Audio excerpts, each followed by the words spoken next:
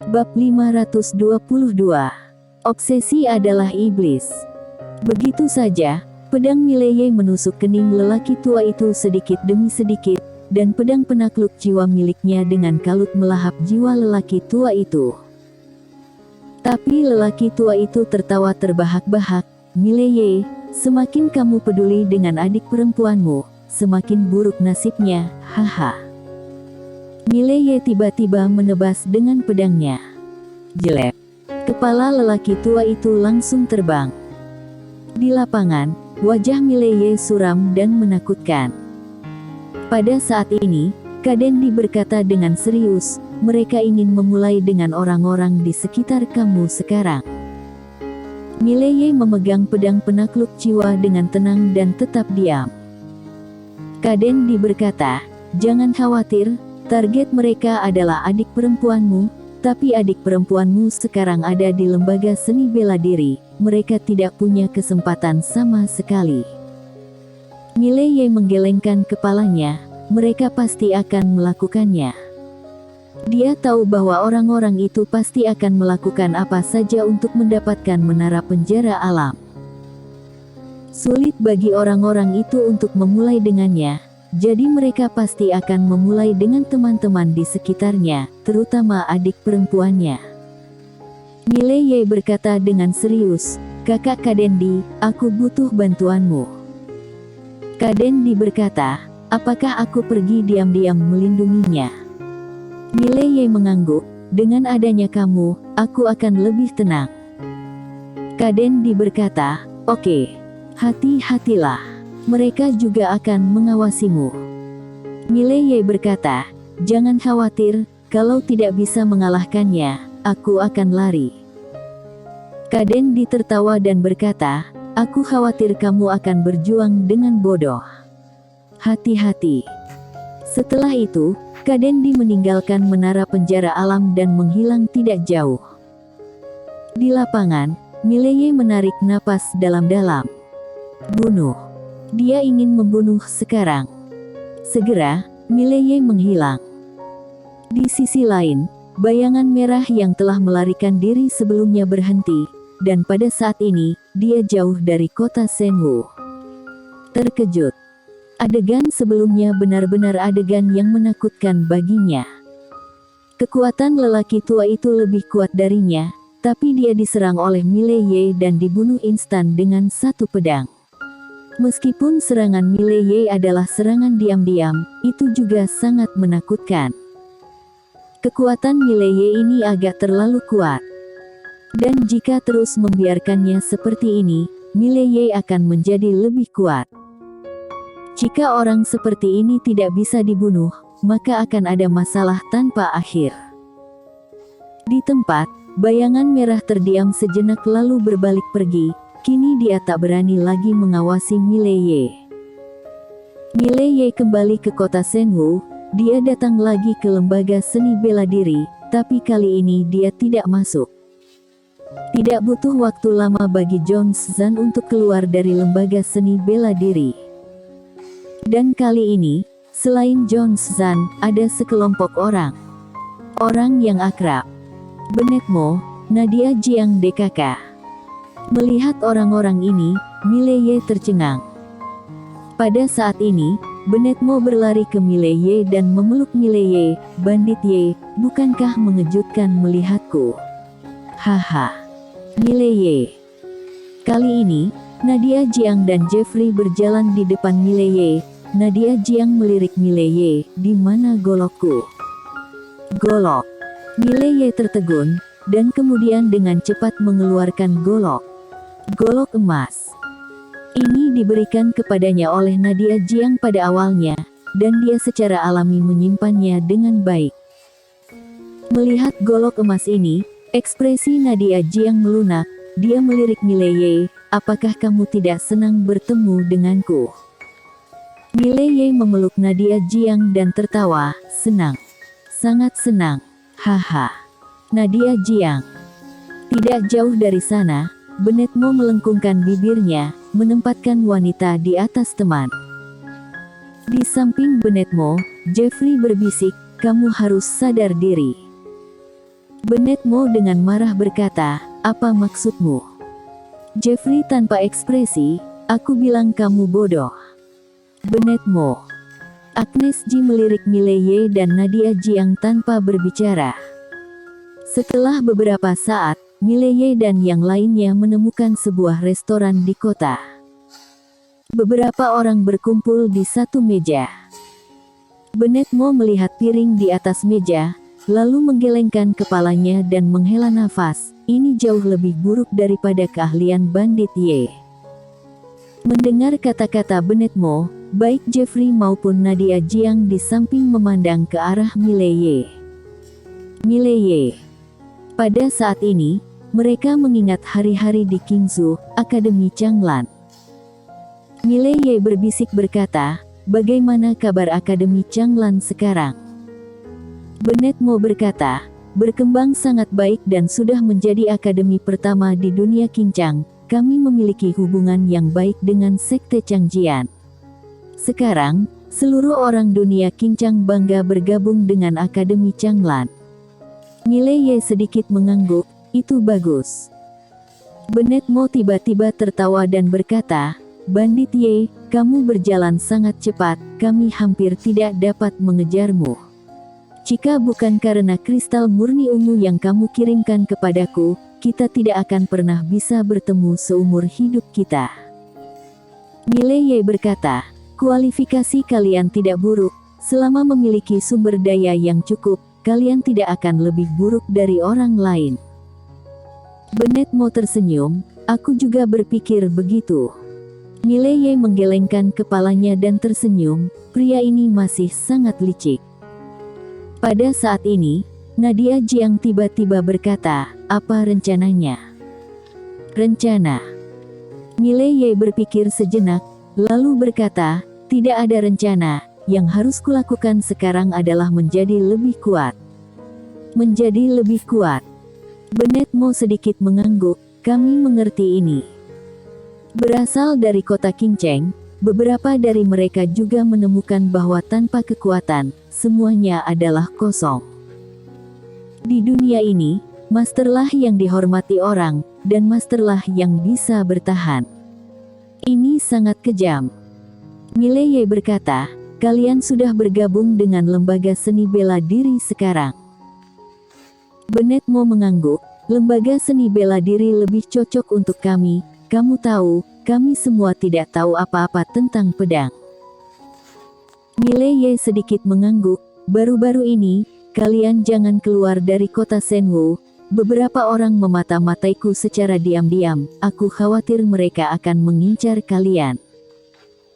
Bennett Mo saling berpandangan dan akhirnya Nadia Jiang berkata dengan serius, "Jangan khawatir, kita tidak akan meninggalkan lembaga seni bela diri dengan mudah." Mileye mengangguk, lalu memandang John Zan, "Saudara Zan, bantu aku, coba cari tahu apakah ada master yang bisa dibeli dengan uang di Star Territory ini." John Zan tertegun, lalu berkata, "Apakah kamu mencari seseorang?" Mileye mengangguk. Kali ini, dia tidak akan melakukannya sendiri. Dia sekarang, yang paling banyak dimilikinya adalah kristal murni ungu. Cari bantuan. Semakin banyak pembantu semakin baik. John Zan berpikir sejenak, lalu berkata, "Serahkan ini padaku. Selama punya uang, aku yakin banyak master pasti akan bersedia membantu." Mileye mengangguk, "Jika memungkinkan, bantu aku untuk melihat Star Territory di sekitarnya dan melihat apakah ada master kultivator lepas di sekitar Star Territory." John Zan bangkit, "Aku akan menghubunginya sekarang." Berbicara tentang ini, dia ragu-ragu sejenak, lalu bertanya, "Nah, level master apa yang kamu inginkan?" Mileye berkata, "Minimal alam keberuntungan." John Zan berkata dengan serius, "Seorang master level ini mungkin membutuhkan banyak kristal murni ungu." Mileye tersenyum berkata, "Tidak masalah, aku tidak kekurangan uang." Dia sepanjang jalan telah membunuh banyak master, jiwa para master itu pada dasarnya ditelan jiwani, tetapi dia menyimpan semua harta mereka. Selain itu, dia telah menghubungi klan dewa dan meminta klan dewa untuk mengiriminya beberapa item peri. Ratusan artefak peri dari klan dewa. Di mata Master Alam Keberuntungan, artefak ini masih sangat berharga. Lagi pula, tidak semua orang memiliki harta karun alam keberuntungan. 1 jam kemudian, Nadia Jiang dan yang lainnya kembali ke Lembaga Seni Bela Diri. Lembaga Seni Bela Diri adalah tempat teraman bagi mereka saat ini. Lembaga Seni Bela Diri, di halaman kecil. Nadia Jiang berempat duduk mengelilingi meja. Bennett Mo berkata dengan serius, "Dari kita berempat, Tuan Putri ke-9 yang terkuat, sudah alam sumber, paling dekat dengan tempat alam suci, tapi..."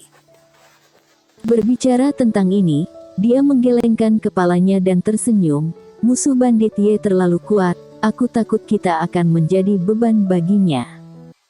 Jeffrey mengangguk, "Beban?" Nadia Jiang terdiam, wajahnya sedikit muram. Pada saat ini, Agnes Ji tiba-tiba berkata dengan lembut, "Jangan berpikir begitu." Semua orang memandang Agnes Ji. Agnes Ji berkata, "Sebagai teman, kamu dapat membantu jika kamu bisa, jika kamu tidak bisa, maka lakukan yang terbaik. Saat ini, yang bisa kita lakukan hanyalah berkultivasi dengan baik, dan jangan berpikir tentang hal lain." Nadia Jiang bangkit, "Kultivasi." Setelah berbicara, dia dan Agnes Ji berbalik dan pergi. Bennett Mo memandang Jeffrey, "Sebenarnya, aku sangat ingin menghajarnya." Jeffrey sedikit mengangguk, "Aku juga berpikir begitu. Masalahnya, aku tidak bisa mengalahkannya, jadi aku hanya bisa mengalahkanmu." Bennett Mo langsung marah. Setelah Mileye kembali ke Sekte Pedang, dia langsung menemukan Hilman Yue. "Kamu ingin pedang?"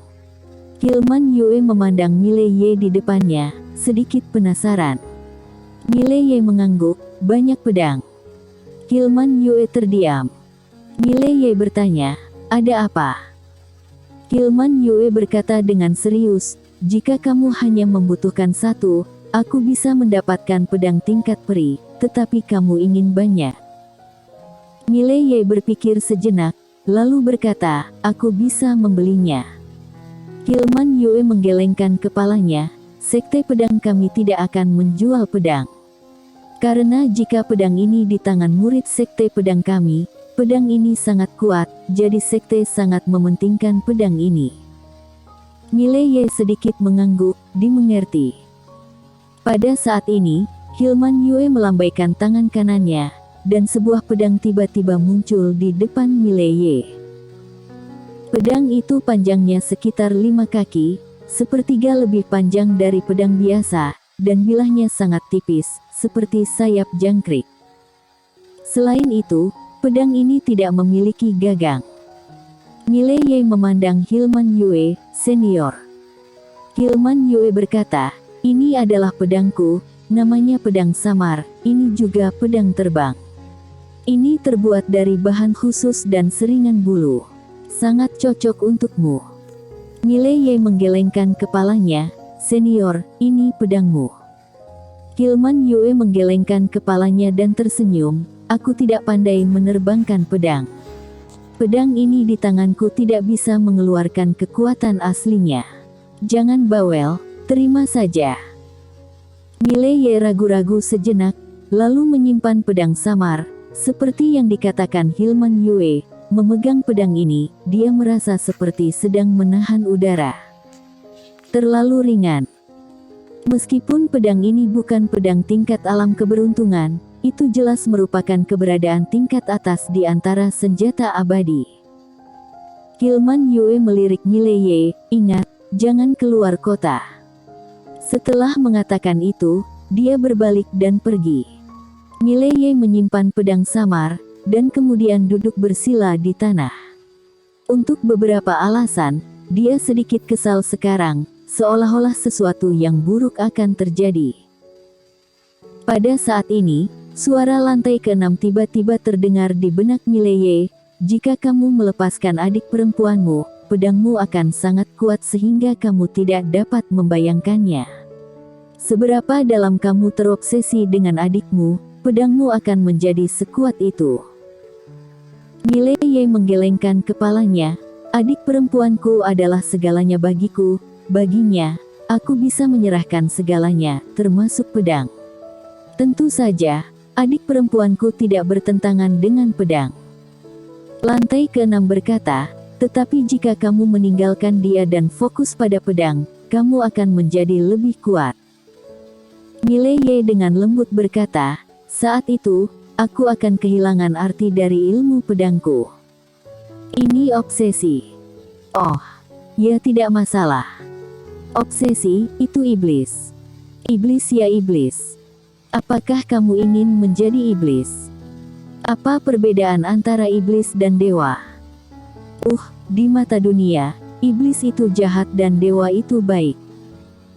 Menurutku, yang disebut iblis belum tentu jahat, dan yang disebut dewa belum tentu baik. Kamu benar, apa kamu tertarik untuk masuk ke dunia iblis? Apakah iblis kuat? Tidak masalah. Mileye terdiam sejenak, lalu bertanya, apakah senior itu iblis? Lantai ke-6 berkata, mereka menyebut aku ketua iblis. Sebenarnya, aku pikir aku orang baik. Mileye bertanya, lalu mengapa kamu dikurung? Lantai ke-6 berkata, menara jelekmu ini mengurung orang berdasarkan kekuatan kuat atau lemah, terlepas dari baik atau buruk sifatnya. Mileye bersambung.